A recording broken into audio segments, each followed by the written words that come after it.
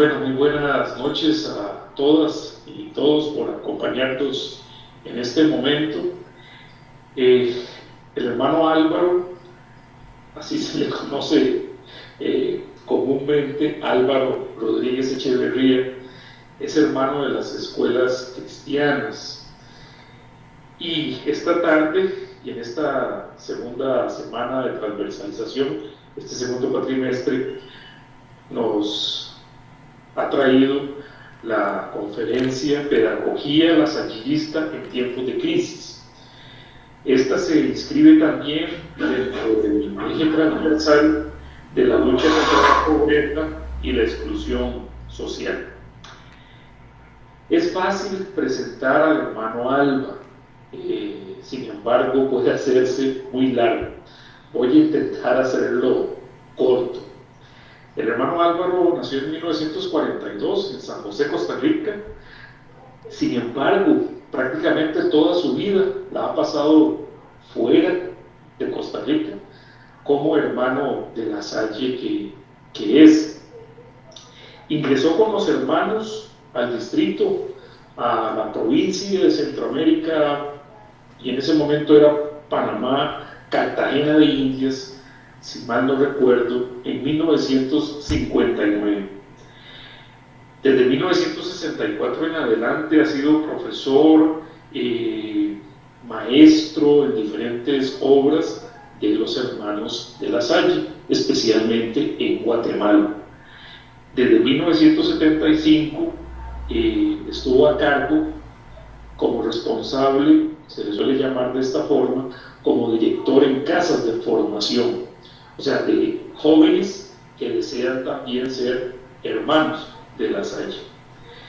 En 1981 empieza como visitador auxiliar de lo que es en ese entonces también Centroamérica.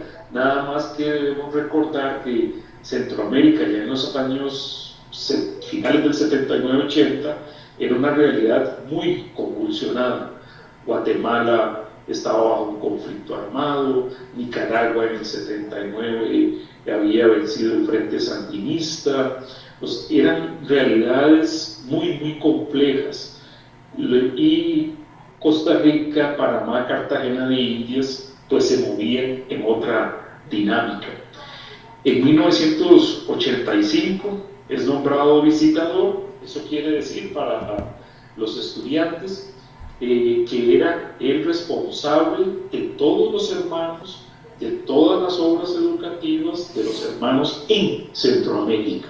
Esa es la función del visitador: animar, alentar a los hermanos y a los seglares, a los laicos que trabajan en las obras.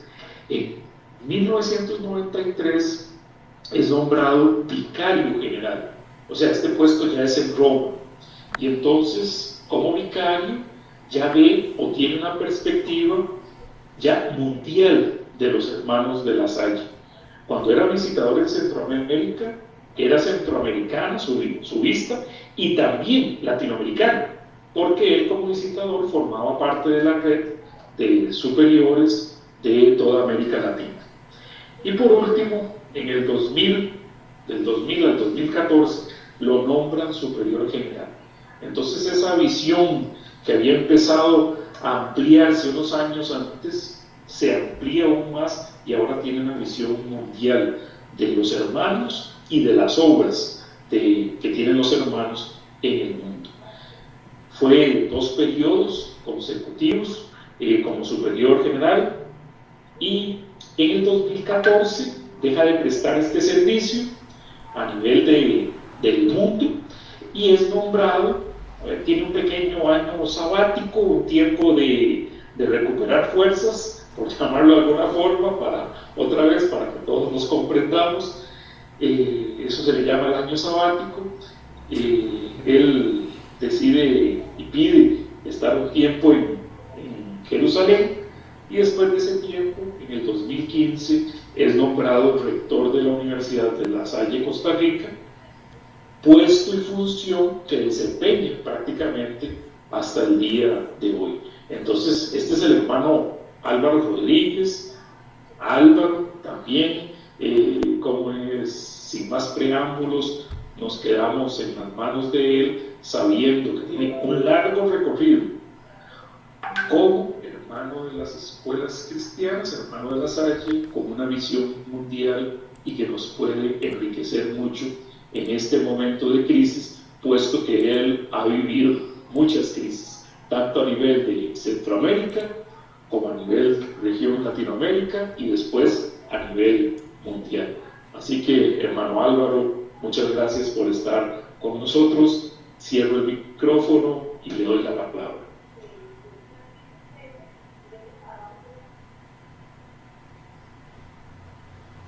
Muchas gracias por esta presentación y es un gusto para mí poder compartir con ustedes este tema tan actual, pedagogía lasallista en tiempos de crisis. Cuando comencé a prepararlo, encontré una frase de Ernesto Sábato, este literato argentino, que me pareció muy oportuna y que responde muy bien al tema que vamos a tocar.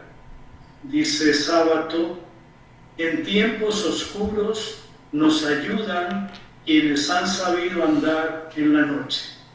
En tiempos oscuros nos ayudan los que han sabido andar en la noche.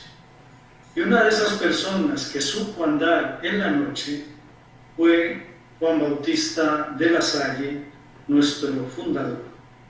Vivió una crisis muy dura, de la que salió fortalecida la misión educativa lasallista.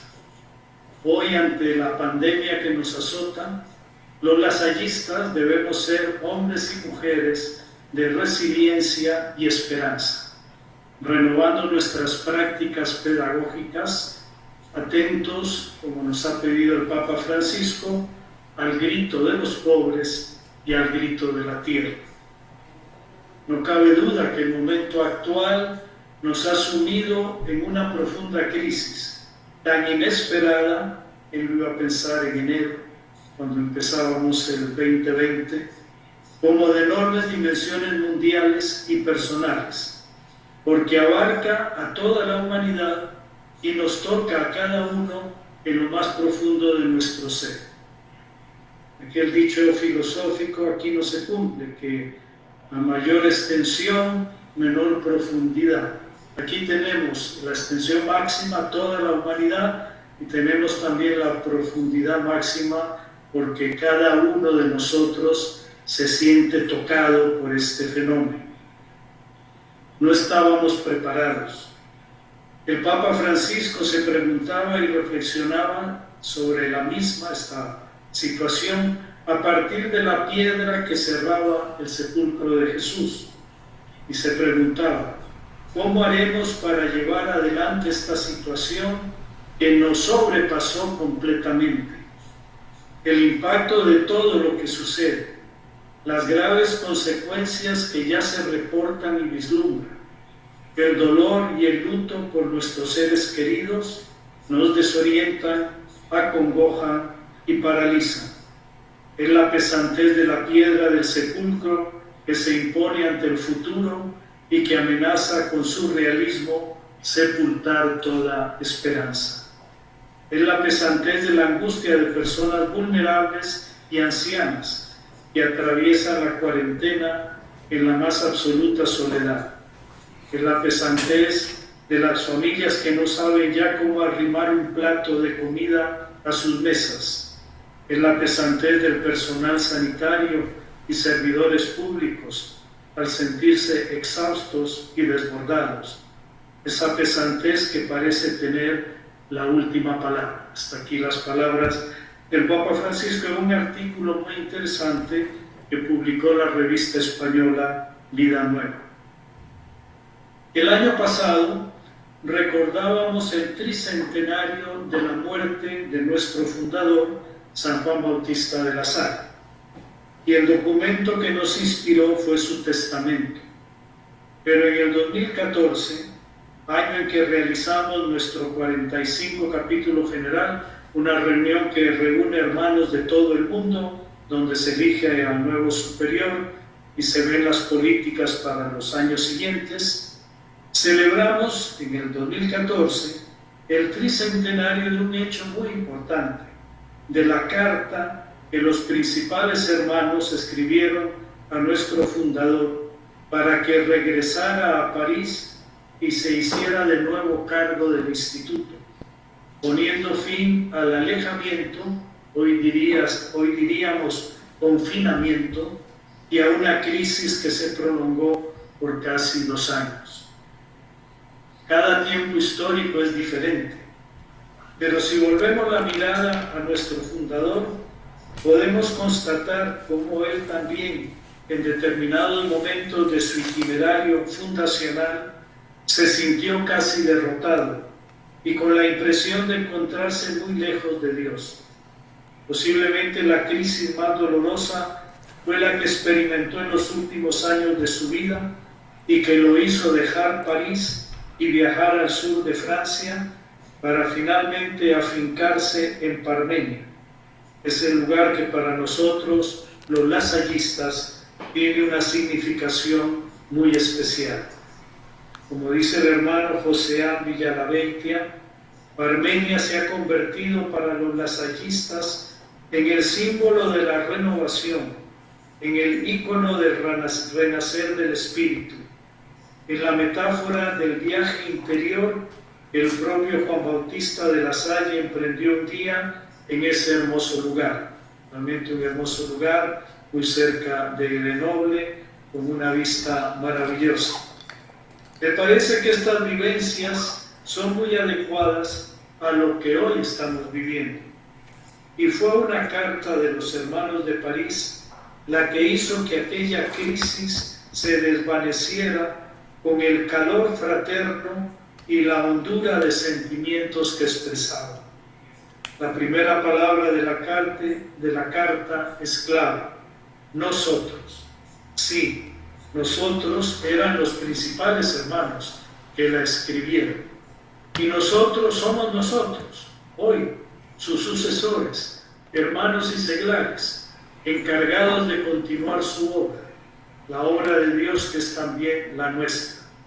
Les voy a leer muy pequeñita la carta que le enviaron al fundador lo que se llamaba entonces los principales hermanos, los que tenían a cargo la dirección de las escuelas que habían nacido y se habían repartido a lo largo de Francia. Señor y Padre nuestro, palabras llenas de afecto, de cariño, Señor, de respeto, Señor y Padre nuestro, nosotros, la primera palabra, nosotros, principales hermanos de las escuelas cristianas, preocupados por la mayor gloria de Dios, el mayor bien de la Iglesia y de nuestra sociedad. Y al hablar de la sociedad se refería al instituto, se refería a la misión, al servicio que se prestaba a los niños y jóvenes pobres en Francia. Reconocemos que es de capital importancia el que vuelva a tomar las riendas y el cuidado de esta obra de Dios, que es también la suya, puesto que ha sido del agrado del Señor el servirse de usted para fundarla y guiarla desde hace tanto tiempo. Todos estamos convencidos de que Dios le ha dado y le da las gracias y los talentos necesarios para gobernar esta nueva compañía que es tan útil a la Iglesia, y es de justicia testificar ahora que usted la ha guiado siempre con mucho éxito y edificación. Por todo ello, Señor, le rogamos muy humildemente, y aquí viene una frase muy fuerte, y le ordenamos en nombre y de parte del cuerpo de la sociedad, a la que usted ha prometido obediencia, que vuelva a asumir de inmediato el gobierno general de nuestra sociedad, en fe de lo cual firmamos, hecho en París, el 1 de abril de 1714. Y ese año, el 1 de abril, era el domingo de Pascua. Y nos repetimos muy respetuosamente: Señor y Padre nuestro, sus humildes y obedientes inferiores. Muy delicada, muy respetuosa, pero pidiéndole y exigiéndole de cierta manera que volviera en nombre de esa asociación a la cual se había unido con los hermanos. Pues vamos en un primer punto a hacer memoria de la carta para situarla mejor, de 1714, es decir, más de 300 años. Hacer memoria es una expresión con fuertes resonancias bíblicas, que no nos deja simplemente en el pasado, no es simplemente recordar algo. Hacer memoria es algo más que nos implica en el presente, sino que nos compromete hoy en el cotidiano de nuestras vidas, interpretando ese pasado de una manera creativa y dadora de sentido. Hacer memoria es encontrar el hilo conductor que unifica, motiva, enriquece e impulsa nuestra vida. La memoria nos debe llevar a nosotros a las dos fuentes que han dado origen a nuestra vocación y misión lasallistas. Por un lado, en primer lugar, la persona de Jesús y el Evangelio.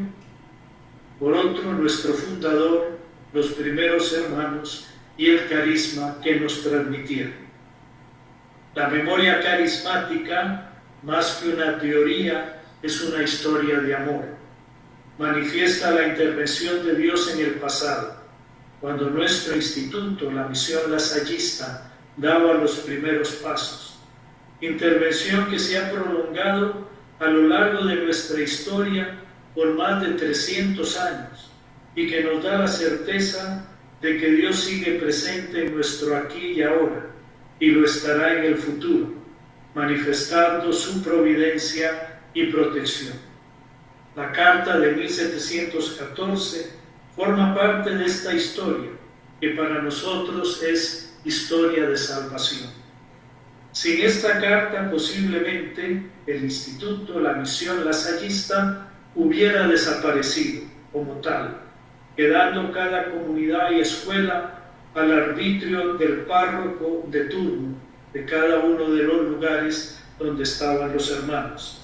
Por consiguiente, este episodio, aparentemente pequeño, del tamaño de una carta muy corta, es uno de los elementos más importantes de nuestro relato fundacional, porque recoge una memoria colectiva que nos da sentido de identidad y de pertenencia y debe inspirar nuestra vida y nuestra misión.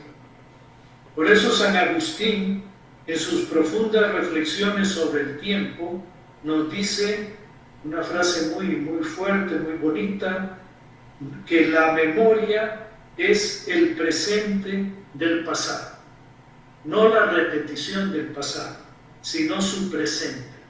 La debemos hacer presente, debe tocar nuestra vida hoy, no es un mero recuerdo.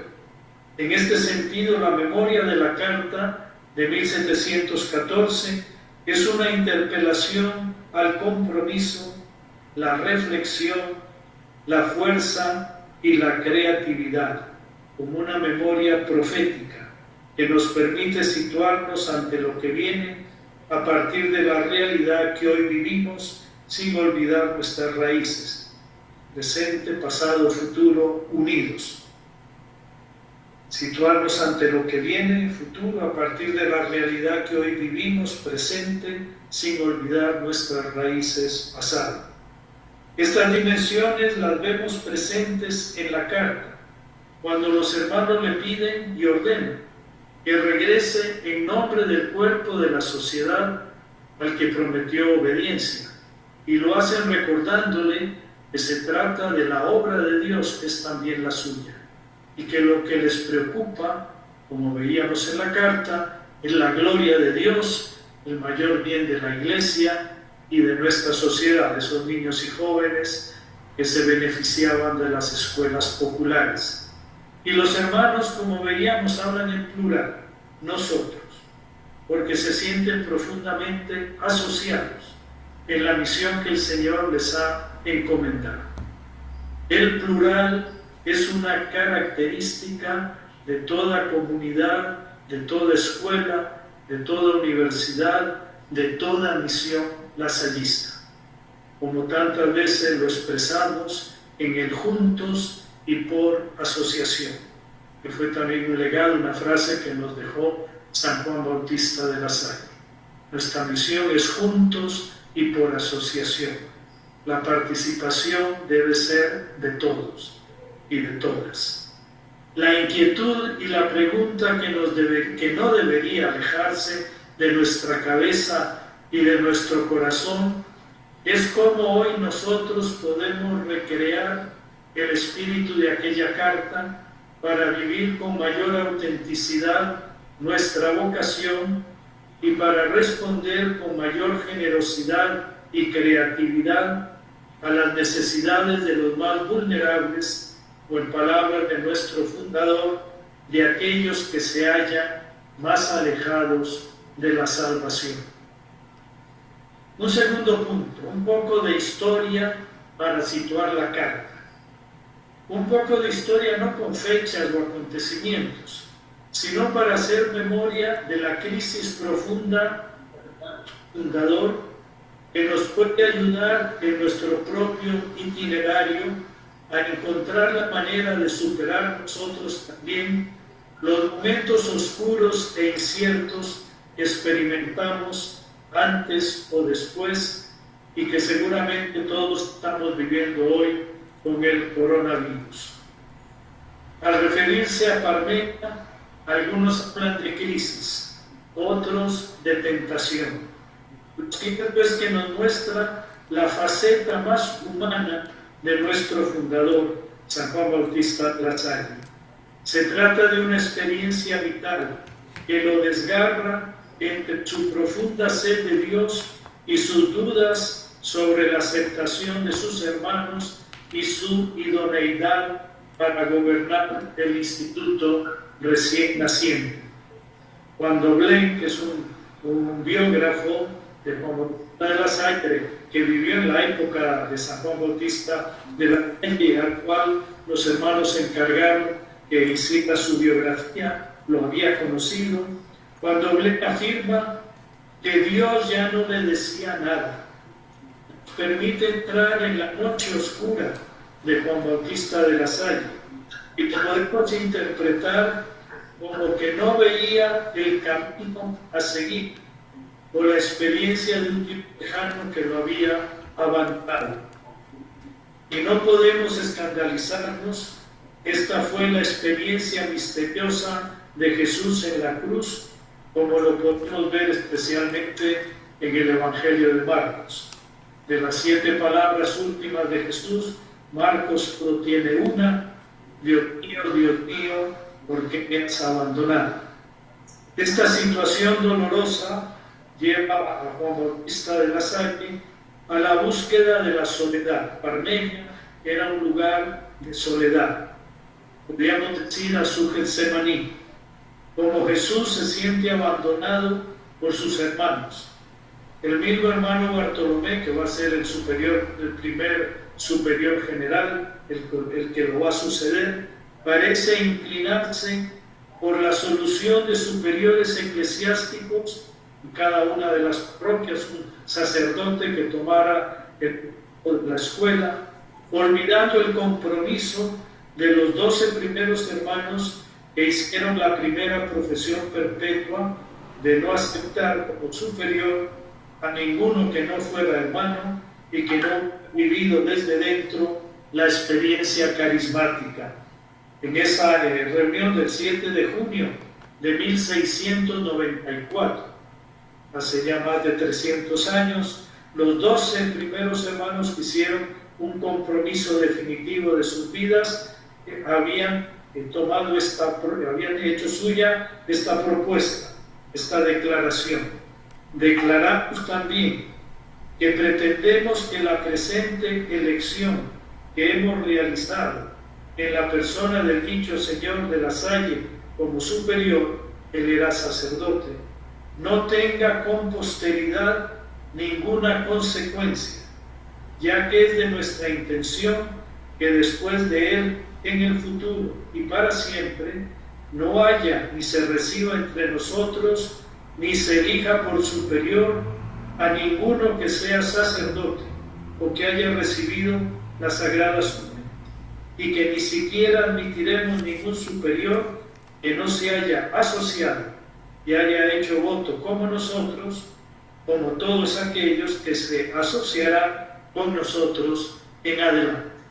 Esto era muy claro, la decisión que habían tomado. Habían insistido que el fundador, que no quería ser superior, pero los hermanos en cierta manera le solicitaron, pero que eso no fuera un precedente. En el futuro no hubiera ningún sacerdote que fuera superior, sino los hermanos que habían hecho el compromiso o que lo harían en el futuro.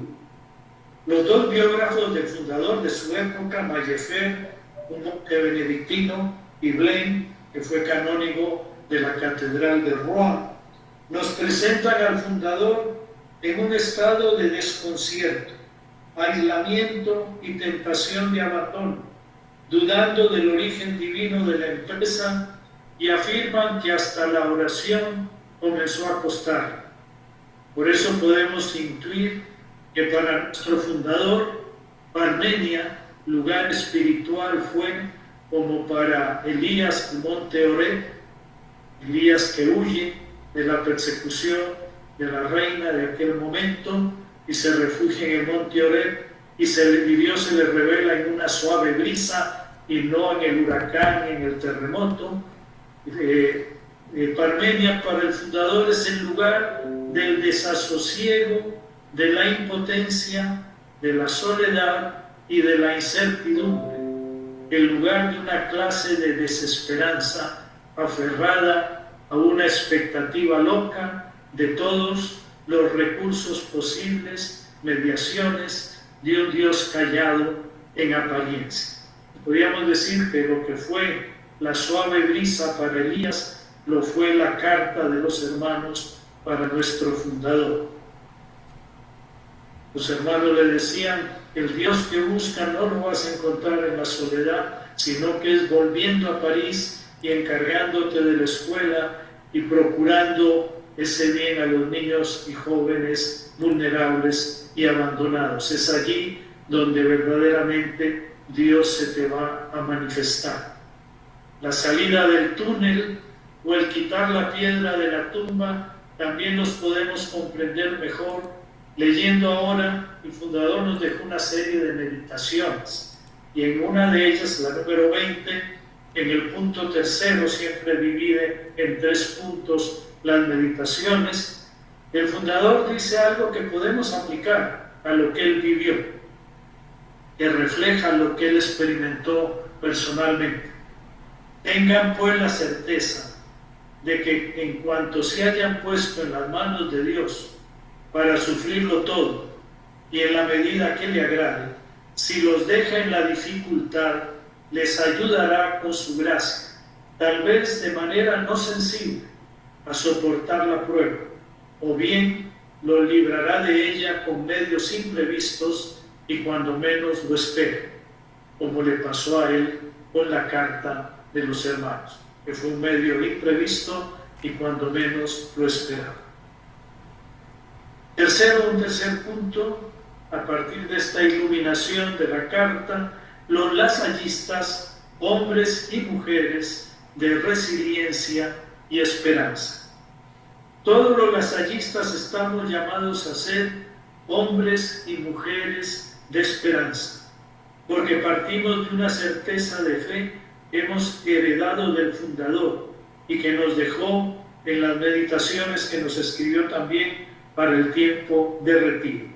Y es una certeza que el fundador toma de San Pablo en la primera carta a Timoteo. Dios quiere que todo se salve y que todo llegue al conocimiento de la verdad. Dios quiere la salvación de todos. Y que si Dios quiere la salvación de todos, debe entonces poner los medios de salvación al alcance de todos, más allá de la diversidad cultural o religiosa. En este sentido, Juan Bautista de La Salle veía la misión lasallista como un instrumento de salvación integral, cuerpo y alma, corazón, cabeza, corazón y pies, toda la persona, y manos, toda la persona. La salvación debe llegar al ser humano y permitirle su plena realización. Si Dios quiere la salvación de todos, entonces Dios tiene que poner los medios al alcance de todos, decíamos. En ese sentido, San Juan Bautista de la Salle veía la misión lasallista como un instrumento de salvación, especialmente para los más alejados de la misma. Era una expresión que a él le gustaba decir: los que se encuentran más alejados, los más vulnerables, los más débiles, los menos apreciados, los menos amados, que nos invita a alegrarnos con el Padre cuando encuentra la oveja extraviada, que nos convoca a una fiesta cuando recupera al hijo pródigo. Nuestra esperanza se fundamenta en el Hijo y hace suyo el proyecto del Padre de que todos tengan vida y vida en abundancia. Un texto de Juan 10:10 que el fundador cita en varias, 3 o 4 veces en sus escritos, y nos invita a continuar. También nosotros, como lasallistas, estamos llamados a dar vida y vida en abundancia, con la fuerza del Espíritu que nos ilumina y guía en nuestra misión de constructores del reino de una sociedad más humana y fraterna. El poeta francés Charles Péguy nos dice que la esperanza es como la hermana pequeña de la fe y la caridad. Una esposa, la fe; otra madre, la caridad. Y caminan las tres juntas, y parece que las dos mayores, fe y caridad, llevan a la pequeña, que va en medio. Pero no es así. Es más bien la hermana pequeña la que impulsa a sus hermanas mayores. La traducción de este es un poema muy hermoso, dedicado a la esperanza, la hermana esperanza, la pequeña hermana esperanza.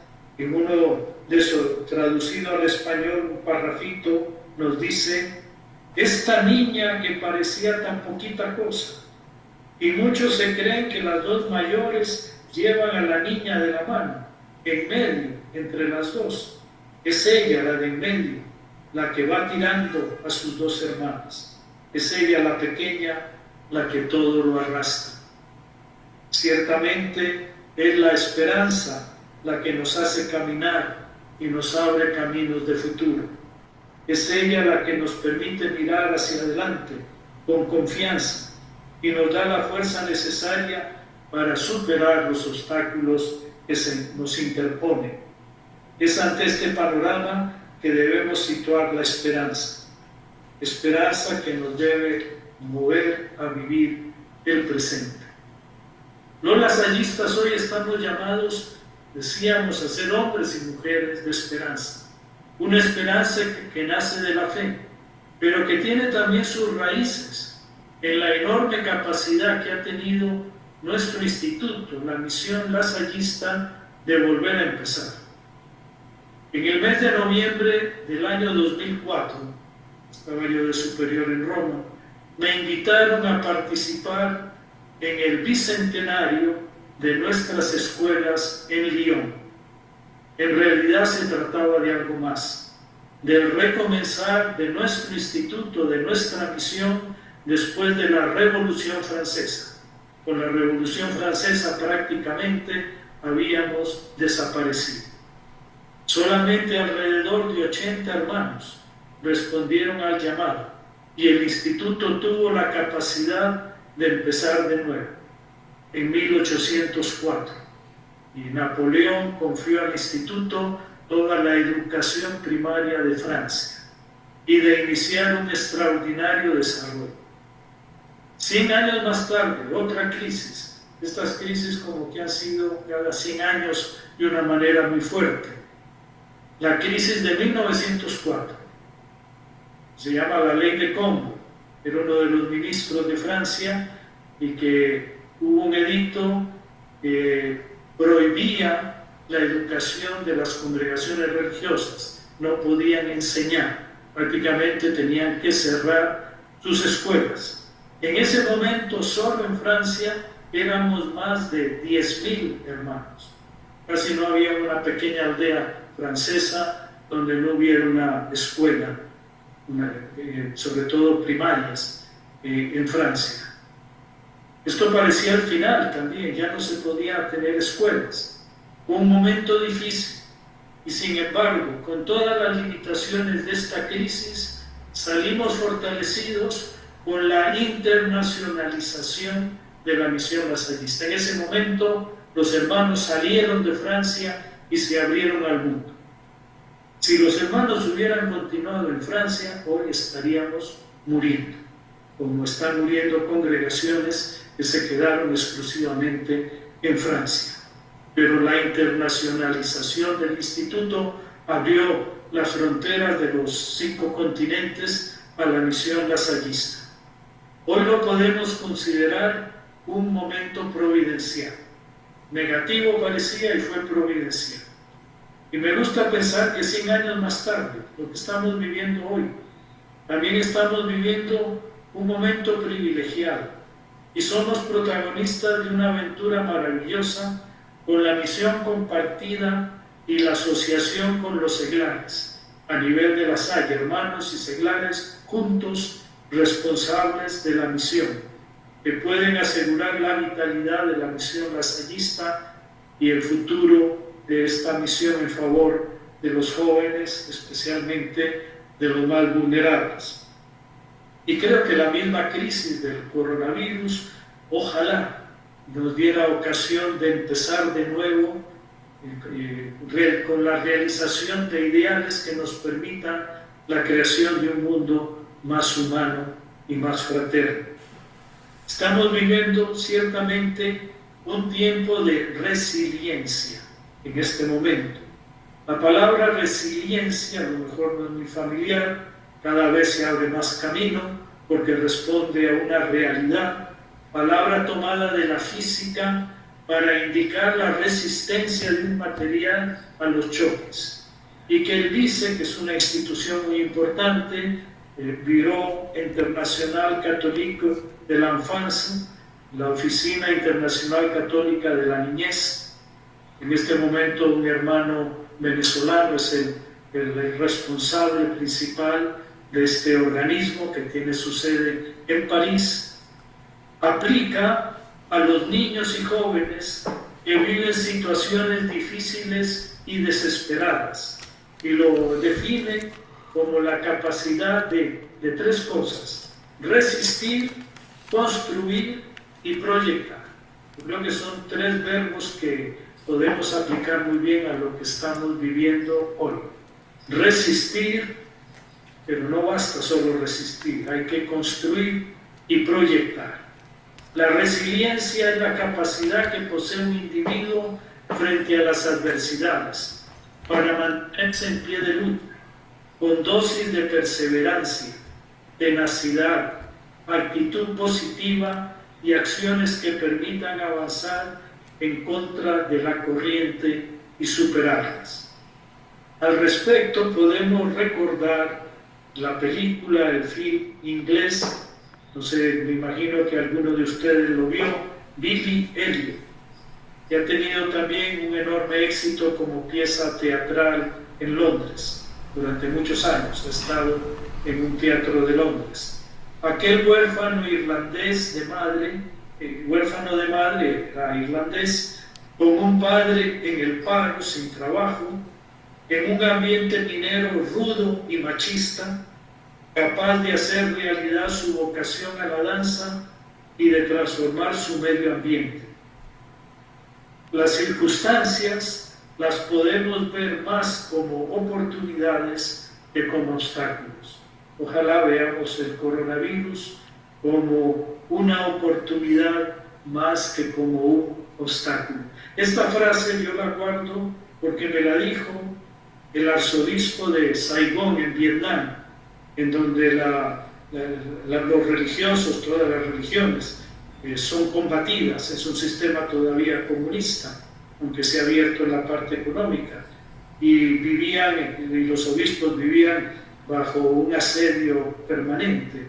Y el arzobispo, cuando lo visité, porque teníamos hermanos en Vietnam, él me dijo esta frase: Las circunstancias las podemos ver más como oportunidades que como obstáculos.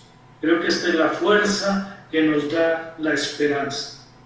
Hoy la resiliencia no solo la aplicamos a las experiencias traumáticas de los niños y niñas, capaces siempre de superar, sino en sentido general a toda persona que experimenta una situación dolorosa y a la capacidad que tiene de superarla.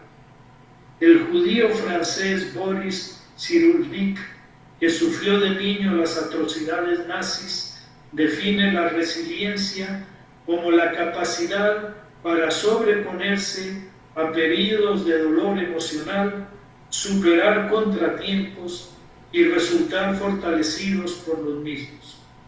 La habilidad de saber construir un entorno afectivamente seguro desde el que se pueda explorar el mundo. Él resalta la importancia de los vínculos y estas son sus palabras. Es una cita. La capacidad de dar y recibir afecto es la verdadera fuente de la resiliencia. La fortaleza emocional se forja sabiendo crear y mantener fuentes de cariño, comprensión y ayuda mutua, desarrollando redes de amor y protección. Tenemos que invitar a los demás a entrar a nuestra vida, organizar encuentros para sentirnos unidos. En realidad lo que allí se dice poco importa. Lo que cuenta es que estamos ahí formando de alguna u otra manera una pequeña tribu en la que se establecen lazos invisibles de calidez, lazos de resiliencia. Hasta aquí la cita. Si la memoria es el presente del pasado, la esperanza es la garantía del futuro. Estoy convencido que hoy nuestras obras, nuestras universidades, tienen como una de sus principales misiones mantener viva la esperanza en un mundo incierto y fragmentado, en un mundo de pandemias insospechadas, porque no solo es esta pandemia, es la pandemia de la pobreza, es la pandemia del hambre, es la pandemia de la violencia, en el que los grandes relatos han dejado su lugar a las experiencias inmediatas y gratificantes de poco calado. Vivir con esperanza ciertamente es tener confianza en Dios y perseverar con fidelidad en la fe. Esperar es tener capacidad para ver aun cuando nuestros ojos no vean. Es recuperar nuestra capacidad de soñar un mundo mejor para todos. Es cuestionar las estructuras y las ideologías inhumanas que hacen infelices a las personas y colaborar activamente para que nazca un mundo nuevo y liberado. Esperar es descubrir y acoger cada día la fuerza para los creyentes de vida de Cristo resucitado, que hace nuevo este mundo con la fuerza de su Espíritu. Sí, nuestras universidades, nuestra Universidad de La Salle, deben soñar un mundo mejor, cuestionar las estructuras e ideologías inhumanas, colaborar para que nazca un mundo nuevo. Y ya como un punto final y más práctico en la línea pedagógica, el post-COVID-19, ¿qué virtudes asumir? En un artículo publicado recientemente, el 5 de mayo de este año, Leonardo Boff, que es uno de los colaboradores de nuestra Universidad de La Salle, nos habla de las prácticas virtuosas que en este tiempo de coronavirus debemos vivir para crear otro mundo posible. Y nos presenta 10 que me parece podemos hacer nuestras y transformarlas no tanto en principios teóricos, cuanto en prácticas pedagógicas que podemos vivir al estilo lasallista. La primera es el cuidado esencial, que es la esencia del ser humano. Lo más importante del ser humano es el cuidado, el cuidar. no tanto el conocer cuanto el cuidar. Es más importante lo relacional que lo intelectual. Todo ser vivo depende del cuidado. Si no hubiésemos tenido el cuidado infinito de nuestras madres, no sabríamos cómo salir de la cuna y buscar nuestro alimento.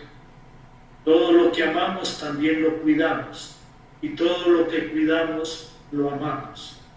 Con respecto a la naturaleza, significa una relación amistosa, no agresiva y respetuosa de sus límites. En clave lasallista, hablamos de una pedagogía centrada en la persona y que educa en el compromiso ecológico. El Papa Francisco nos invita a escuchar el grito del pobre y el grito de la tierra, a cuidar al pobre y a cuidar la tierra. La segunda virtud es el sentimiento de pertenencia a la naturaleza, a la tierra, a la humanidad, al universo. Este sentimiento de pertenencia nos llena de respeto, de asombro maravillado y de acogida.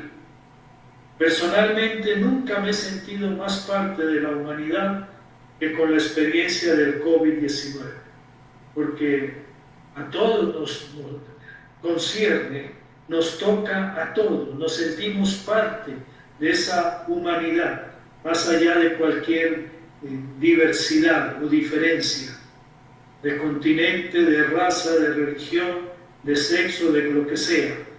Personalmente yo creo que nunca nos hemos sentido o nos deberíamos sentir más parte de la humanidad que con la experiencia del COVID-19. Y ya esto creo que es algo que nos hace crecer y desarrollarnos humanamente mucho. Hoy en nosotros, lasallista, que veíamos en la carta, no queda encerrado en la comunidad educativa, sino que se abre a las dimensiones de la humanidad y nos hace sentir posiblemente más que nunca parte también de la naturaleza. La tercera virtud es la solidaridad y la cooperación.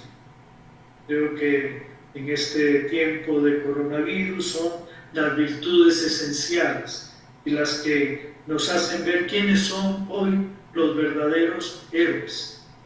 Ya no tanto el futbolista que gana 30 millones, sino el que colabora en el hospital, el que expone su vida por salvar a otros. Como que tendría que haber un cambio de quiénes son hoy nuestros héroes. La virtud de la solidaridad y la cooperación. Somos seres sociales que no solo viven, sino que conviven con otros. Hoy, en el caso del coronavirus, lo que nos está salvando es la solidaridad y la cooperación de todos con todos. Esta solidaridad debe comenzar por los últimos e invisibles, los más abandonados, sin los cuales deja de ser inclusiva de todos. La educación lasallista, de su parte, pretende que los estudiantes vivan una fe operativa en la práctica del amor, que se traduce en preocupación por el otro, que se preparen para ser creadores de relaciones más justas entre los pueblos, que se comprometan en la acción en favor de la justicia y la paz, que se interesen por la globalización de la solidaridad. La cuarta virtud es la responsabilidad colectiva. Cada uno y toda la sociedad nos damos cuenta de los efectos buenos o malos de nuestras decisiones o actos. Desde los inicios, a nivel lasallista, el fundador Juan Bautista de Lasalle, en la guía de las escuelas, una obra que estamos celebrando este año, los 300 años de su primera edición, una obra que tuvo más de 30 ediciones y que marcó en gran parte el quehacer educativo del siglo XIX y el siglo XX, favorecía una educación activa, con diferentes roles y responsabilidades. Se trata de una educación que favorezca más la comunicación horizontal y menos la coacción y el paternalismo o maternalismo. La quinta virtud es la hospitalidad como deber y como derecho. El primero en presentar la hospitalidad como un deber, nos dice Boff, y un derecho fue Immanuel Kant, que decía que la tierra es de todos, porque Dios no entregó propiedad de ninguna parte de ella a nadie. Pertenece a todos sus habitantes, que puedan caminar por todas partes. La internacionalización lasallista, el hecho de que estamos presentes en 80 países y la presencia lasallista internacional en una enorme diversidad cultural y religiosa, nos abre, nos invita a ser hospitalarios y a estar abiertos a la diversidad. La sexta virtud es la convivencia de todos con todos, personas y naturaleza. La convivencia es un hecho primario. Somos seres de relación, como lo hemos visto, que es lo mismo que decir que no vivimos simplemente, sino que convivimos a lo largo del tiempo. Participamos de la vida de los demás, de sus alegrías y angustias. Lo diferente siempre nos trae algo nuevo que nos enriquece o nos desafía. Formamos una comunidad de destino común con toda la creación. El proceso educativo lasallista valora profundamente la calidad de las relaciones y favorece el trabajo en equipo, el trabajo en común y las distintas comunidades que se pueden crear. La fraternidad, la sororidad es una de sus notas distintivas. Cada lasallista se debe sentir hermano o hermana con el corazón siempre abierto y sin fronteras. La séptima virtud es el respeto incondicional. Cada ser, por pequeño que sea, tiene valor en sí mismo, independientemente del uso humano. Es importante respetar a todos los seres de la creación, porque ellos valen por sí mismos, existen o viven y merecen existir o vivir. Es especialmente valioso y primario el respeto ante toda persona humana, pues es portadora de dignidad, de sacralidad y de derechos inalienables, sin importar de dónde provenga. Debemos un respeto supremo a lo sagrado y a Dios, el misterio íntimo de todas las cosas. El respeto incondicional es parte esencial también del ideario educativo lasallista, tanto en relación con la persona como con la naturaleza y con Dios. La octava virtud es la justicia social y la igualdad fundamental de todos. La justicia social es garantizar lo mínimo a todas las personas, no crear privilegios y respetar sus derechos en pie de igualdad, porque todos somos humanos, hermanos, hermanas, merecemos ser tratados humanamente. La Salle nació para los pobres y los hermanos hacemos como primer voto la Asociación para el Servicio Educativo de los Pobres. Pero esta debe ser una prioridad para todo lasallista, la opción por los pobres. La novena virtud es la búsqueda incansable de la paz, hoy tan necesaria. La Carta de la Tierra, en el número 16F, citada por Boff, nos dice: la paz es la plenitud que resulta de las relaciones correctas con uno mismo, con otras personas, con otras culturas, con otras vidas, con la tierra y con el gran todo del cual somos parte.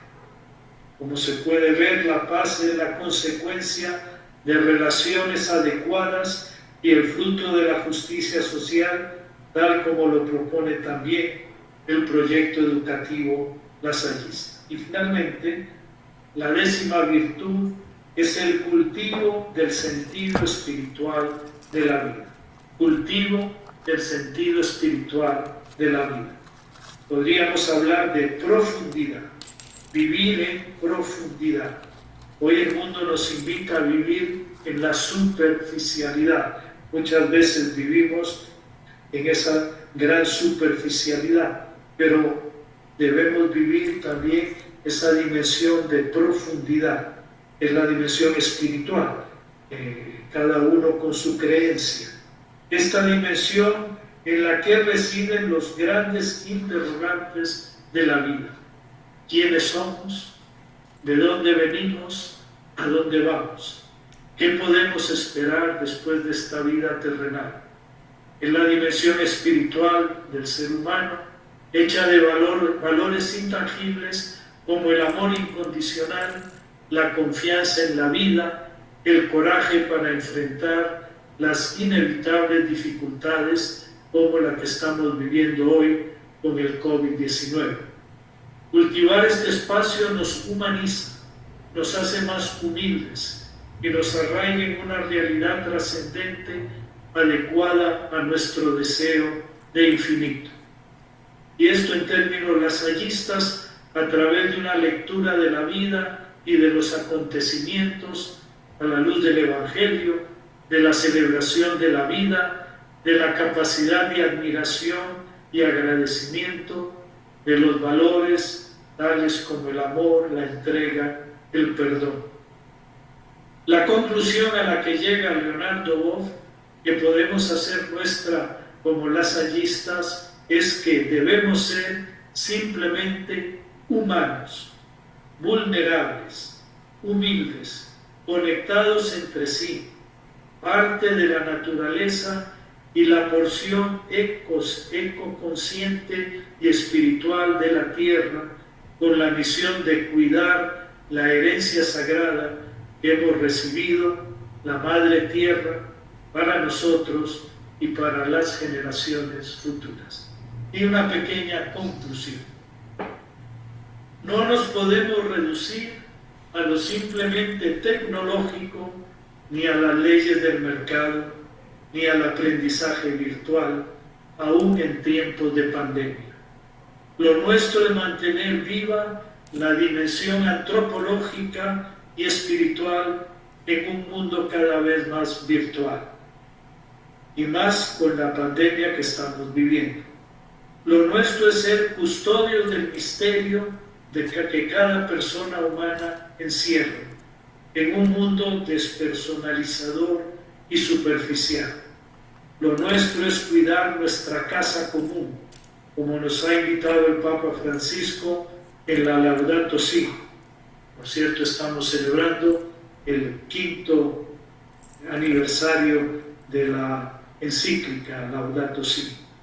Solo así podremos asegurar lo que otro documento del Vaticano II, Gaudium et Spes, expresaba con tanta lucidez y fuerza. En el número 31, se puede pensar con toda razón que el porvenir de la humanidad está en manos de quienes sepan dar a las generaciones venideras razones para vivir y razones para esperar.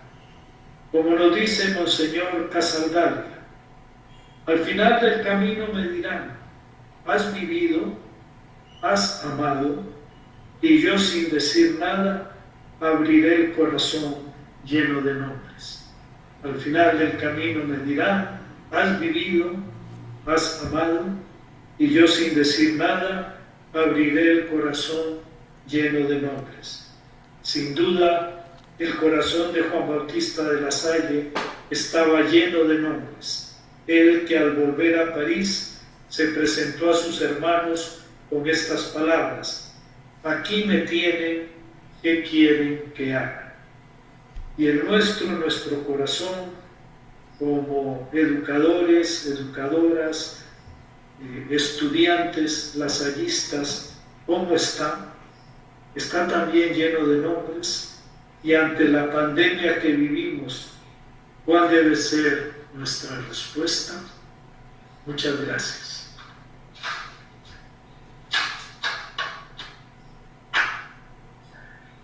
Pues bueno, muchas gracias, hermano Álvaro, por la conferencia tan actual e inspiradora. Y yo no sé si alguno de los estudiantes tiene alguna pregunta. Yo al menos le señalaría una y la leo tal como la envía el chat. Hermano Álvaro, desde su gran experiencia y conocedor de la Universidad de La Salle, Costa Rica, ¿cuál es la primera y fundamental labor de la universidad ante la crisis COVID-19?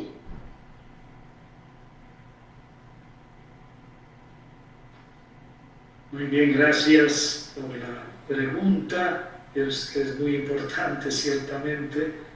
Yo creo que es una pregunta que todos podemos dar pistas, porque estamos viviendo como un momento histórico que ha supuesto como el fin de una etapa, de una época de la humanidad, y que ojalá sea el comienzo de una nueva forma de ser. Esto lo hemos visto que muchos lo están hablando en esta manera, que la vida no podrá ser igual que antes, que algo tendrá que cambiar.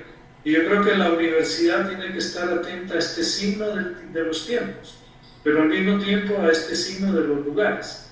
Cada realidad es un poco diversa, hay esa unidad, pero al mismo tiempo hay una diversidad. Yo creo que, por ejemplo, en Costa Rica hemos tenido la suerte de una serie de instituciones de salud que nos han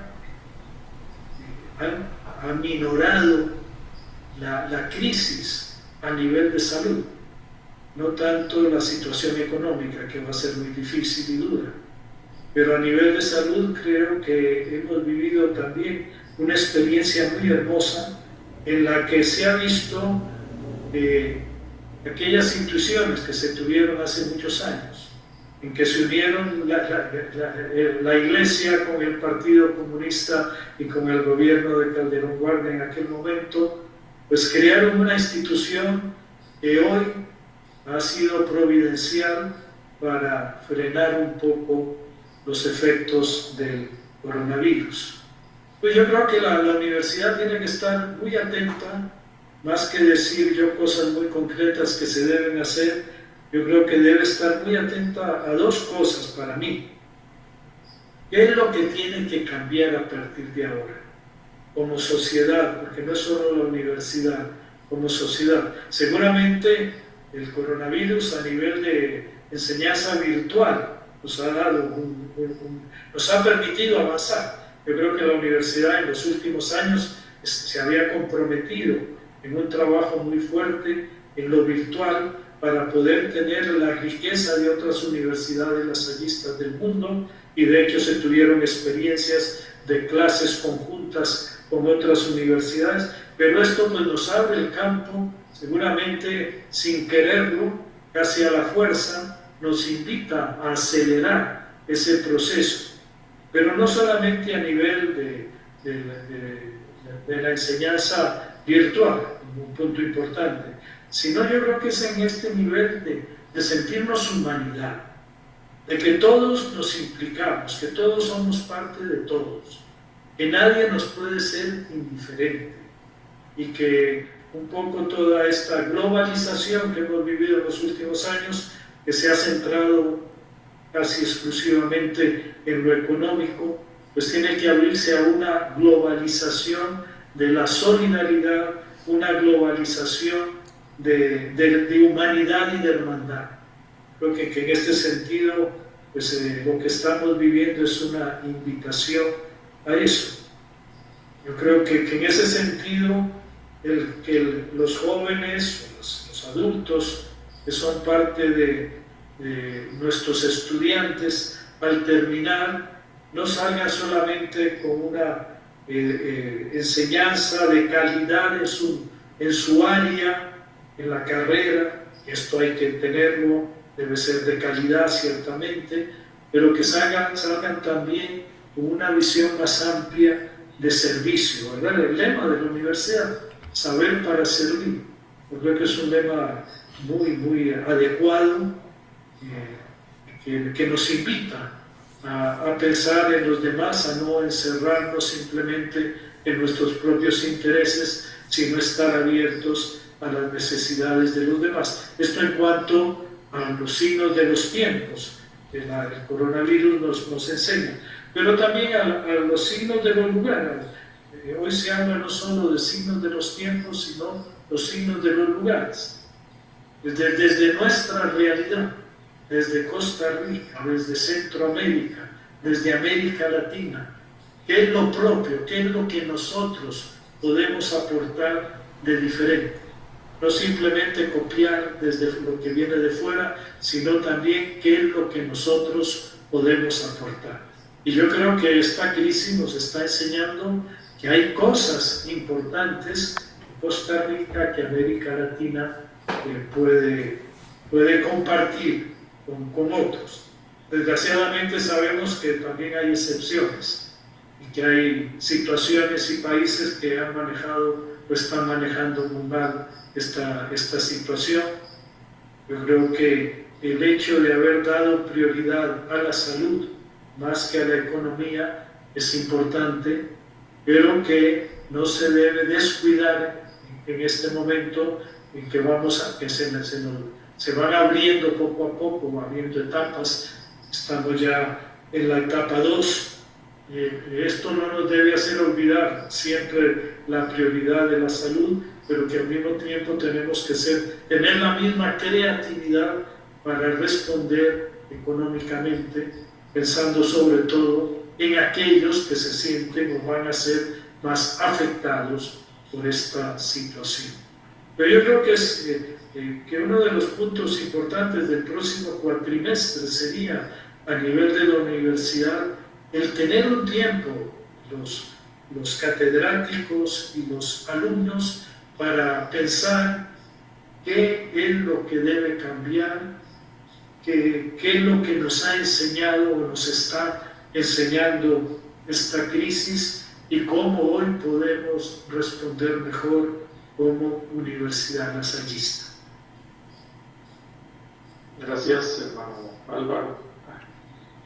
Marianela Cedeño Bonilla pregunta lo siguiente: la comunidad lasallista ha tenido que sufrir crisis y sabemos que la superaremos como comunidad, país y planeta.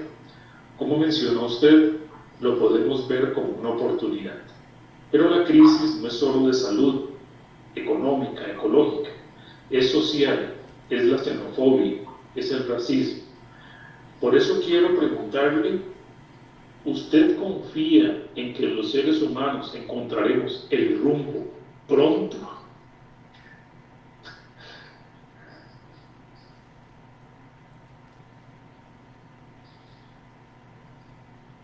Hermano Álvaro, no tiene micrófono. Ya lo puse. Ojalá lo encontremos pronto. Yo tengo la convicción, cuando uno lee novelas históricas de la Edad Media o de antes, y de los siglos inmediatos al nuestro, como que la humanidad siempre está en las mismas, como que no hemos logrado encontrar el camino, ¿verdad? Porque las atrocidades que vemos del pasado, que creíamos superadas, de pronto aparecen de nuevo, ¿verdad? Lo que estamos viviendo hoy en Estados Unidos, por ejemplo, ¿verdad? Con esta xenofobia, este racismo, que desemboca también en otro tipo de violencia, como que nos cuesta el equilibrio. Yo creo que hay que luchar por eso. Yo no puedo asegurar que esto va a ser pronto. Yo creo al mismo tiempo que no debemos perder la esperanza, y que sí, se van logrando cosas, y que una convicción que yo tengo es que somos seres ambiguos y que siempre vamos a estar marcados por la ambigüedad, capaces de lo mejor y capaces de lo peor, creados por Dios, pero venimos de la nada, como que esas dos fuerzas nos jalan y hacen que nuestra vida no sea tan sencilla, ¿verdad?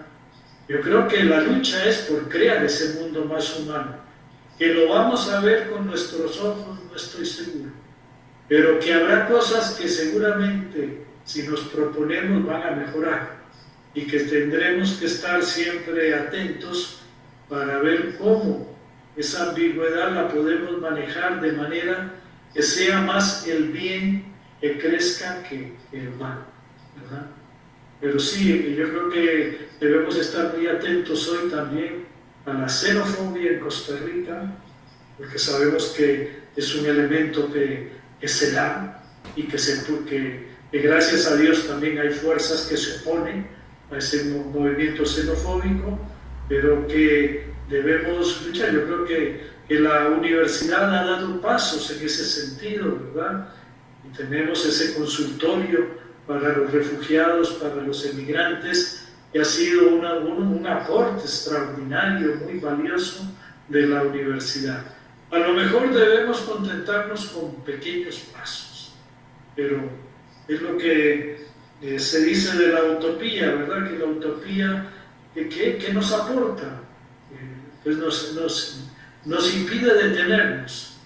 Vemos lo que tenemos que lograr y caminamos, pero lo que tenemos que lograr como que también va avanzando y no lo alcanzamos. Pero ¿para qué sirve la utopía? Para seguir caminando. Y yo creo pues que eso es lo que tenemos que hacer hoy, seguir caminando.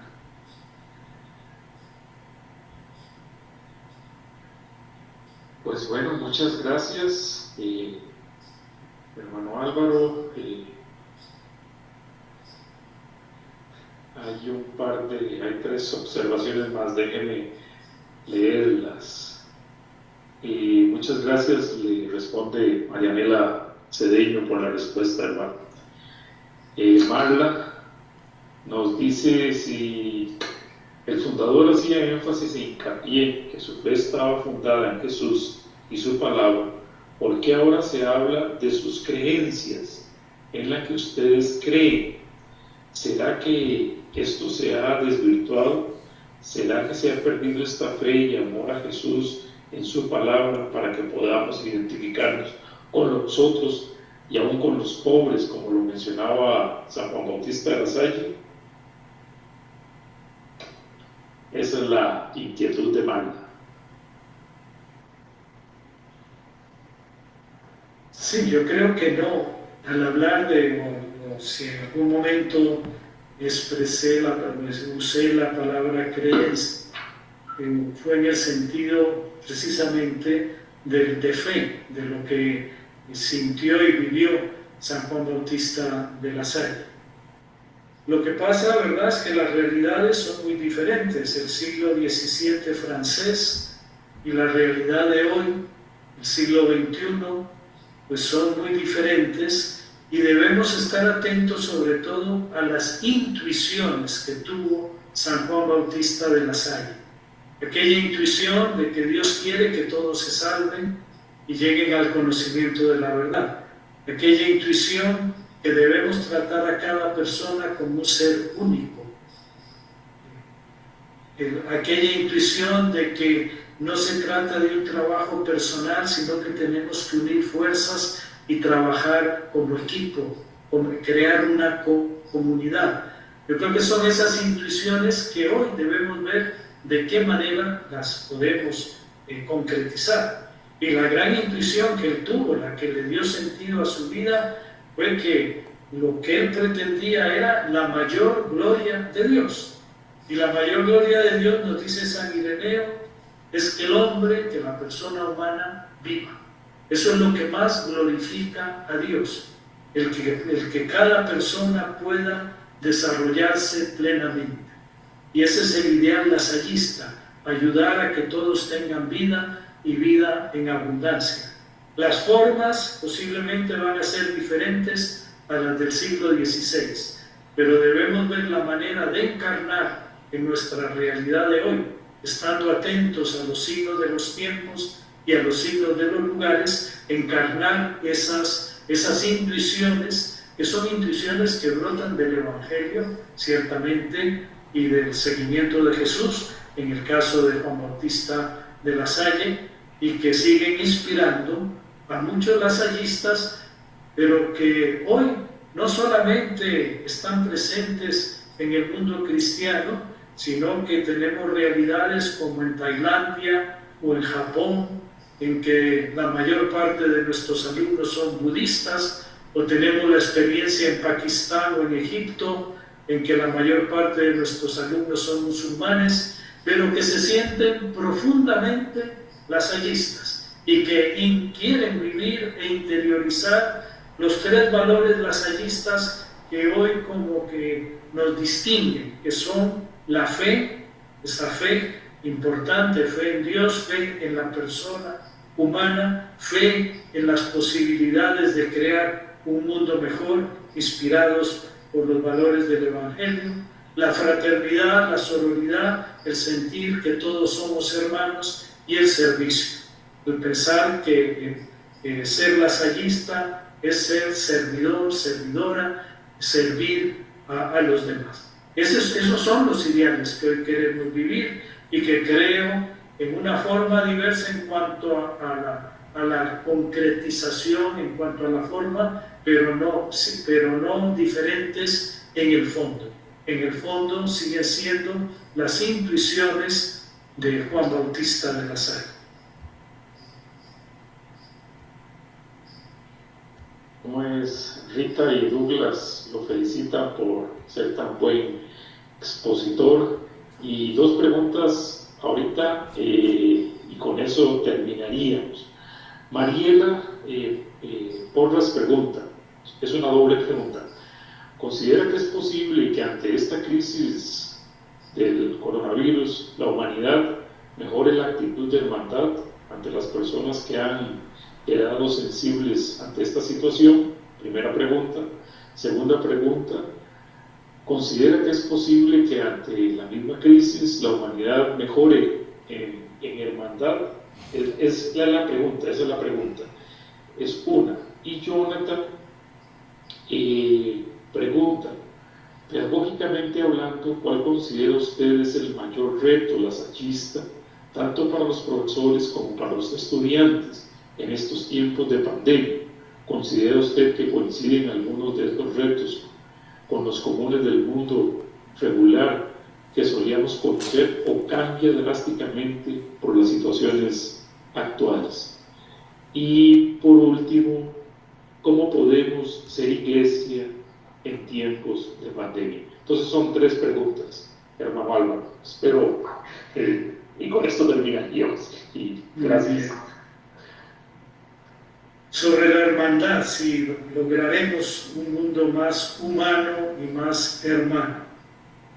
Yo creo que la lucha seguirá y que seguramente para muchos, para un buen número de personas, esta crisis va a provocar en ellos una apertura a valores que a lo mejor estaban un tanto dormidos, pero que ante la realidad que estamos viviendo se despiertan y van a crear una mayor solidaridad.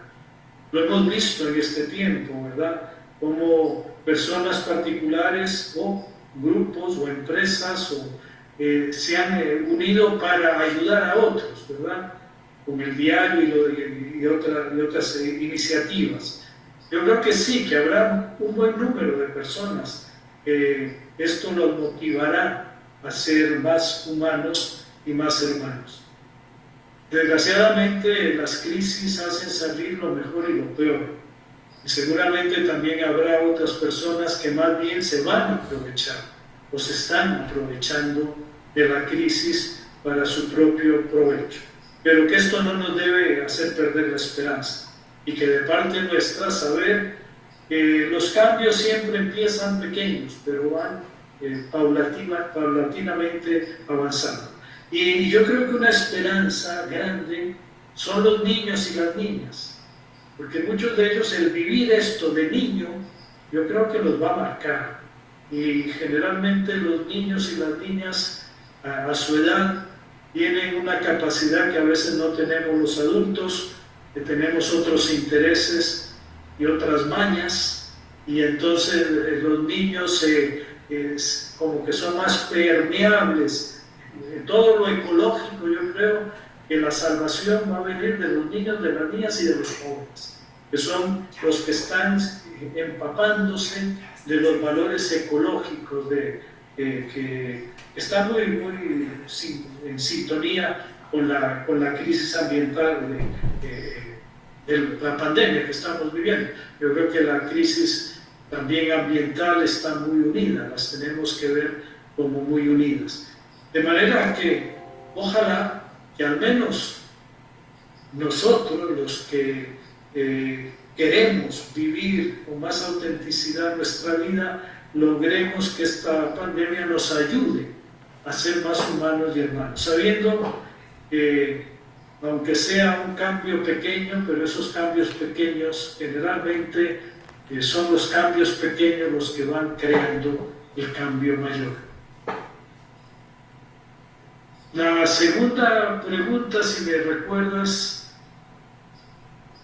Relación profesor-estudiante y que si la educación realmente va a cambiar drásticamente o no, de acuerdo a la pedagogía lasallista.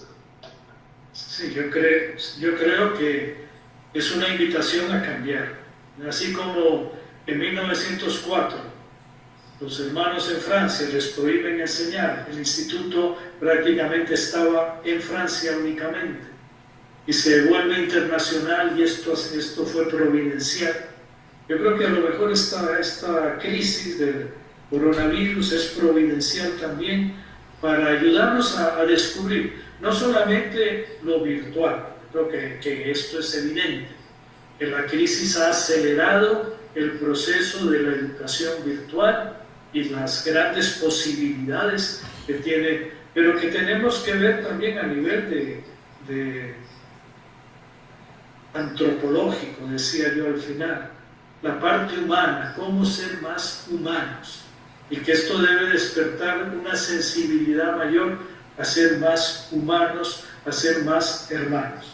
Yo tuve la grata experiencia, la enriquecedora experiencia como superior en Roma de visitar los 80 países donde la Salle está presente. Y les he comentado realidades muy diversas como Egipto, como Pakistán, como Turquía, como la India, como Japón, como Tierra Santa, Jordania, y Palestina, Israel, realidades muy diversas. Y para mí lo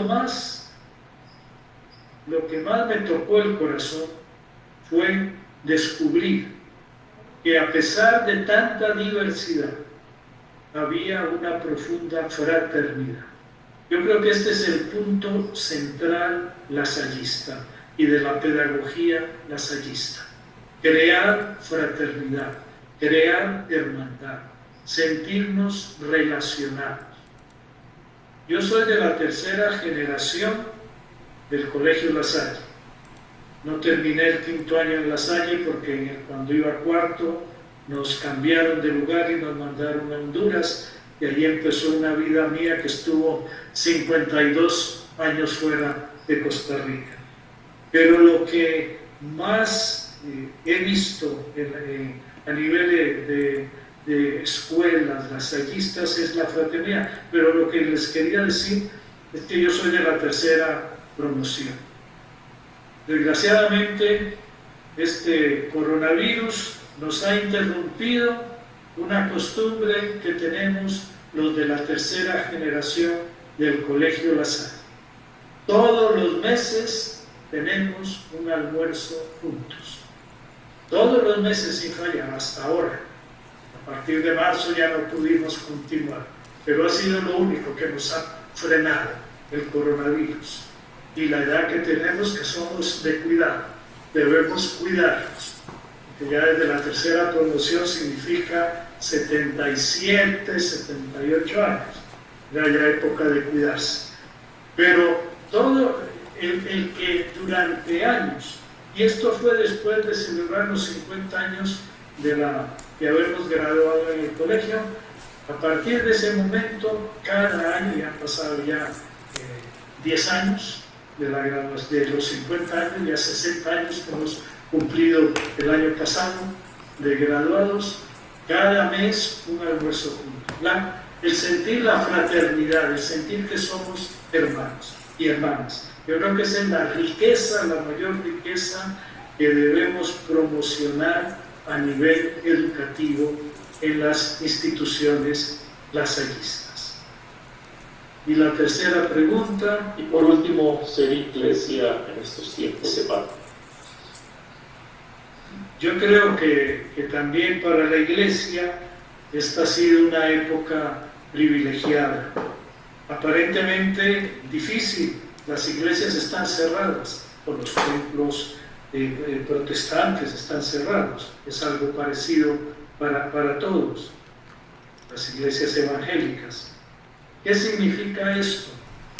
Que debemos tomar conciencia que la iglesia no es solamente el templo, la construcción material, que la iglesia somos cada uno de nosotros, que yo soy iglesia, y que yo soy iglesia no importa en qué circunstancia.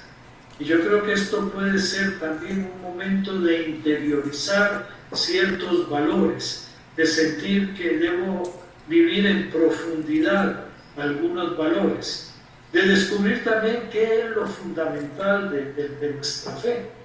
Cuando a Jesús le preguntaron qué era lo más importante, la respuesta siempre fue la misma, y respondió con 2 mandamientos: amar a Dios y amar a los hermanos y hermanas. Esto es lo esencial. Yo creo que esta crisis nos da la oportunidad de vivir lo esencial de ser iglesia, de vivir de nuevo la fraternidad, la sororidad, el sentir que somos hermanos y hermanas, el sentirnos parte de la humanidad y de ver qué puedo yo aportar para que esta humanidad pues sea realmente humana, que los valores humanos estén presentes, porque lo humano, el Papa Pablo VI decía que humanizar es ya evangelizar, que ayudarnos a ser más humanos es ser fieles al proyecto de Dios. Dios quiere que cada uno de nosotros viva plenamente su ser, persona, hombre, mujer. De manera que en este sentido de nuevo como que nos encontramos lo lasallista y lo eclesial, vivir ese sentido de iglesia. Y yo creo que debemos también, yo admiro mucho la manera como la Iglesia Católica en Costa Rica ha asumido, y es algo parecido también, la Iglesia Evangélica y otras iglesias hermanas protestantes, que han asumido el que primero es la persona, antes que el culto. Primero es la persona. Primero es ver cómo podemos apoyar y ayudar a la persona. Y yo creo que esto es una enseñanza fabulosa para el futuro, y que la persona, el diálogo, la colaboración, el ecumenismo, el estar abierto a las otras denominaciones cristianas, a las otras religiones, el diálogo interreligioso, la apertura cultural, racial, etcétera, pues como que debemos aprovechar esta oportunidad para incrementarlas, y que ojalá pues eso sea parte de nuestra educación lasallista hoy. Y quiero dar las gracias a todos por su paciencia, por sus preguntas, por los mensajes que fueron enviando, dando gracias a todos, muchas gracias, y desear que el próximo cuatrimestre, o ya este cuatrimestre que se empieza, a pesar de las dificultades, pues puedan ustedes continuar adelante.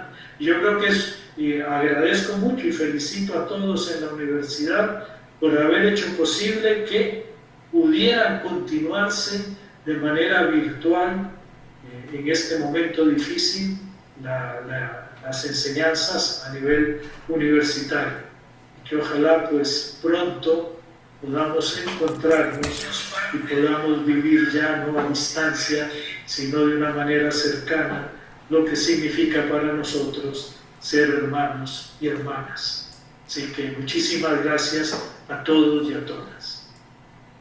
Pues muchas gracias, hermano Álvaro, gracias estudiantes, gracias también al equipo de soporte que ha estado aquí dándonos seguimiento. y por último también a los profesores. Así que todos tengan una buena noche, buen descanso y buen inicio de semana. Gracias.